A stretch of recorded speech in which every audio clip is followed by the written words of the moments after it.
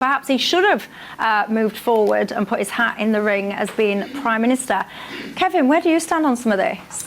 Well, I think we're lucky, Michelle, that Boris hasn't put himself forward. I think he was a disastrous Prime Minister. On the vaccines, without a whole show on it, it wasn't actually his triumph on vaccines. We could have done what we did with the vaccine rollout programme without Brexit. The man wasn't trusted. It's not me saying this is a... He was a pioneer with the vaccines. Hang on, Michelle. He was very quick. Hang on. Yeah, that's a whole discussion. I don't believe it was down purely to Brexit. We did that so quickly. But Boris, it was his own Tory MPs. They had enough of him. He had 57 ministerial resignations. Nobody trusted him. He'd probably be quite an enjoyable guy to come in here tonight for everyone to have a drink with. But as a Prime Minister, his own party would have been impossible to govern. And I think the British people have dodged a bullet that he hasn't come back again. And that won't be totally popular in here tonight, but I'm really relieved that he didn't do it. Oh, relief. There you go.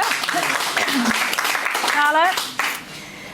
I think you're being a bit harsh on the vaccine because whoever is Prime Minister has to empower those who they appoint to do things, and there's no way we would have had the vaccines task force, there's no way we would have had that quite unique in the world approach to getting the vaccine had it not been for him and allowing that to happen. I don't think anyone thinks that the Prime Minister, any Prime Minister, is specifically delivering any given policy.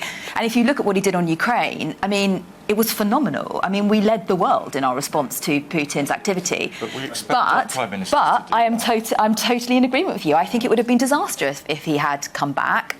We didn't elect Boris Johnson in 2019. We elected a Conservative government. We don't have a presidential model in this country. And I'm not saying that had it not been Boris, there wouldn't have been a different outcome. But we didn't vote for Boris. Well, we may all have voted for different people in this room, but, you know, the country didn't vote for Boris. They voted for the Conservatives. And the Conservative Party have followed the process that is in place for electing a new leader. There was only one candidate, which is why it didn't go to the associations, the members, to be able to vote. And actually, I think that in a moment, the moment of time we're in, where we have a phenomenal economic crisis, we have a cost of living crisis, you know, we have crises across public services. How many people can't get an NHS appointment or on a waiting list? You know, we need someone who's going to show a high level of competency and be able to bring that stability that the country needs. And I think that Rishi Sunak is a much better bet for that than Boris Johnson.